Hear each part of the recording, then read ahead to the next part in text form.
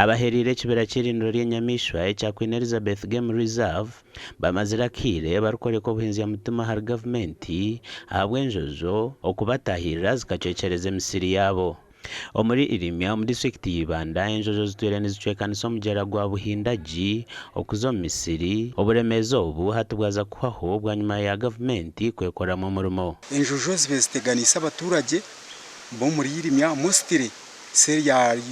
Buhindagi seri ya Kagezi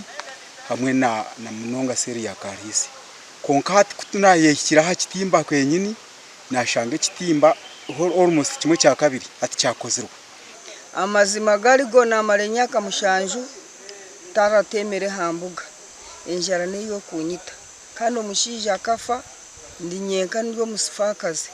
ngenu mukama ubwo kitimba nabona cyatandika ubundi nkaruhuko zo kuzikwiza zikura muhogo zirye bitoke zikora ki konka hato urubajoro rwito rwa pati abamuhati ni bavyama no kuvyama konka ruguru hariho ruguru side yo ruguru kuza kwikomu kayembe nkako karwenzi jyaho musere yanjye nabwo ho nenze zo zibe zicyayizayo no batwire nibetombwitire kitimba batwire nibamanyangu tikiri kubasika korwaho kandi bwanyuma yo kumanyisibwa ngo cyahiko mu kicweka cyabo nuko kwehikira kwerebera kuno bembagira ngo n'abana bino makagabo tubarashuka kubibarya babo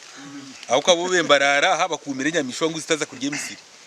bakiza kwikomu kabashanga bakaza amabono gakoze iki gagomokire mwene hatabaza kubashuwa ngo abana barabene bazara n'abana babo bwe n'abantu nintero muranga abantu bari bayisigwe njara habwe enjojo tiba kijya butoke muhogo emyaniyo niri kusisikara hati bahindire kimwe twakire njara twashemererwa twaza gomoka no kunyera tunyirire kilomita ez'urukweshumbo muri 10 nizo zirakorweho muri Ibanda.